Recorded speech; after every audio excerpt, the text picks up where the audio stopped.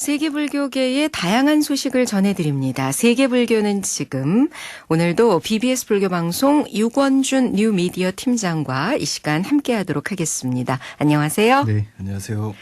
오늘도 청취자 여러분들을 위한 책 선물 준비되어 있습니다. 스토리다 출판사에서 후원하는 용수 스님이 쓰신 코끼리, 우리 불가에서 마음을 상징하는 코끼리, 10년 넘게 매일 아침 SNS에 올린 명상의 가르침이 모아져 있는 용수 스님의 코끼리 함께 읽고 싶으신 분들은요. 지금 바로 휴대전화 샵 2842로 문자 신청해 주시거나 BBS 모바일 앱으로 신청 남겨주시기 바랍니다. 자, 팀장님 오늘 만나볼 소식 먼저 전해주시죠. 네, 오늘은 일본 불교 소식 두 가지를 전해드리려고 하는데요.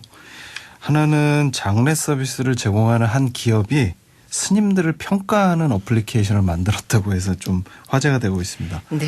스님을 모독한다라는 의견하고 스님들에 대한 정보를 제공하는 방법이라는 그런 의견이 맞서고 있다고 하는데 어떤 이야기인지 좀 살펴보려고 하고요. 네.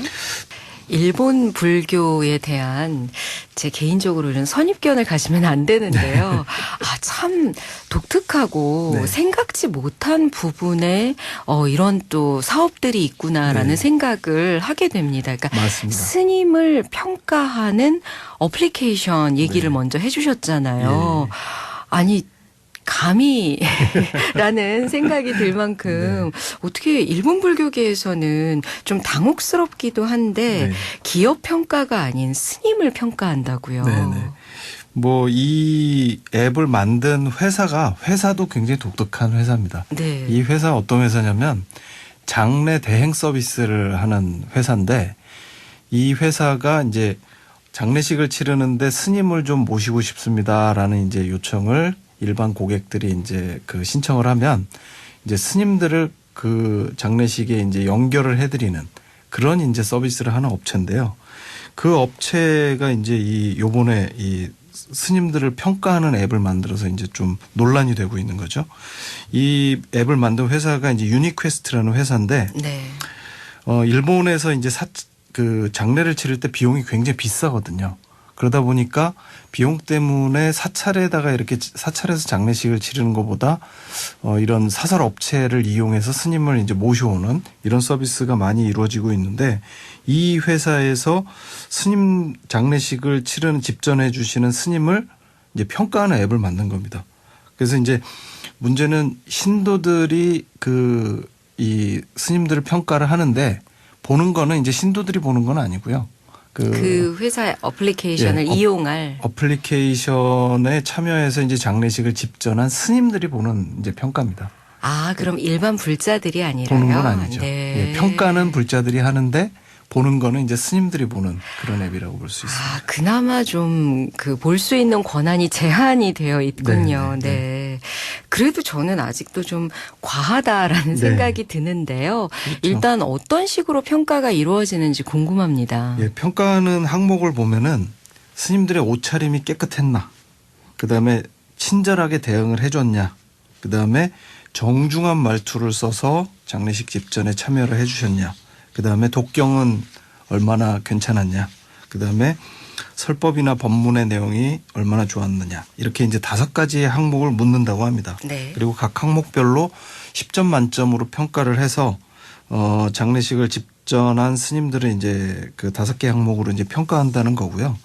앞서도 말씀드렸지만 이 평가를 한 사람들이 스님들의 평가를 보게 하는 게 아니라 이 장례식을 집전한 스님들이 내가 이러이러하게 이 참여를 해서 장례식을 집전을 했는데 나를 신도들이나 이 장례식을 요청했던 사람들이 어떻게 보고 있는지를 이제 평가한다라는 거죠. 그러니까 좀 스스로를 점검하고 그렇죠. 좀 보완이나 이런 부분에 도움이 될 수 있겠다 그렇죠. 싶은데요. 예. 맞습니다. 근데 일단 아까 나열해 주신 항목들 네. 정중한 태도를 보였나 보니까 마치 우리가 가전 제품을 이제 뭔가 고장이 났을 때 와서 고쳐 주잖아요. 그렇죠. 그리고 나서 어떻게 오늘 이 서비스에 만족하십니까? 하면서 하는 설문과 좀 비슷하다라는 생각도 드네요. 일종의 이제 뭐 고객 만족도 같은 느낌이 들죠.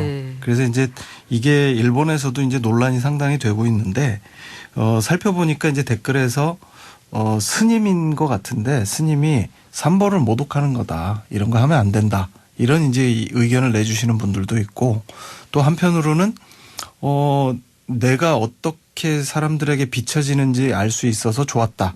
이런 이제 또 반응도 있었습니다. 그러니까 이제 지금 현재는 이제 실시되는 이 앱이 출시된 지 얼마 안 돼서 이렇게 뭐 활발한 의견이 오고 가지는 않는데 어쨌든 뭐 스님들께서 본인이 어떻게 사람들에게 비춰지는지를 볼 수 있다는 점에서는 좀 참신하기도 하지만 네. 한편으로는 예경의 대상인 스님을 평가하고 또 그 잣대를 이용해서 어떤 뭐 고객 만족도 같은 이런 좀 상업적인 면은 좀 문제가 있을 수 있지 않을까 이런 생각도 좀 듭니다.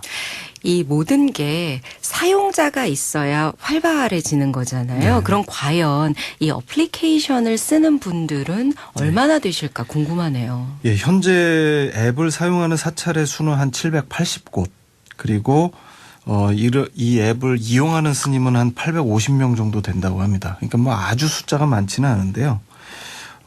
현재 이제 이 장례식 집전 서비스를 참여하고 있는 스님들 중에서 한 7, 80% 정도가 이제 이 앱을 사용하고 있는데 말씀드렸다시피 좀 반응은 엇갈리고 있고 또 한편으로는 평가받는 거는 사실 누구라도 싫어하잖아요.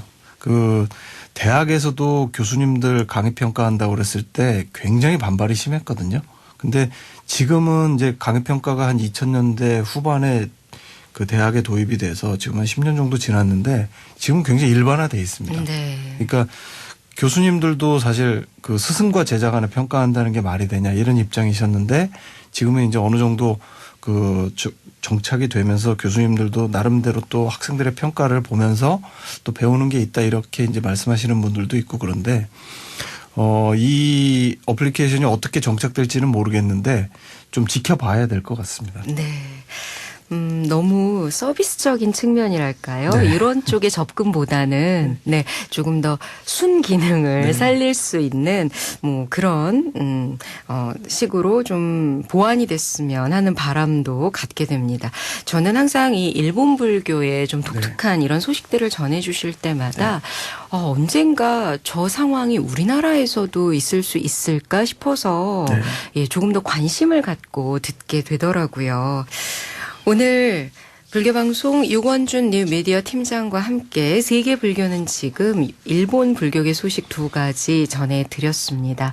용수 스님의 책 코끼리 받으실 분들입니다. 4883번님 첫 참여해 주셨는데요. 감사드리고요. 그리고 시어머니께 선물하고 싶습니다 하신 0891번님 4883-0891번 이 두 분께서는 지금 바로 샵 2842로 성함과 주소 남겨주시면 되겠습니다. 오늘도 잘 들었습니다. 네, 감사합니다.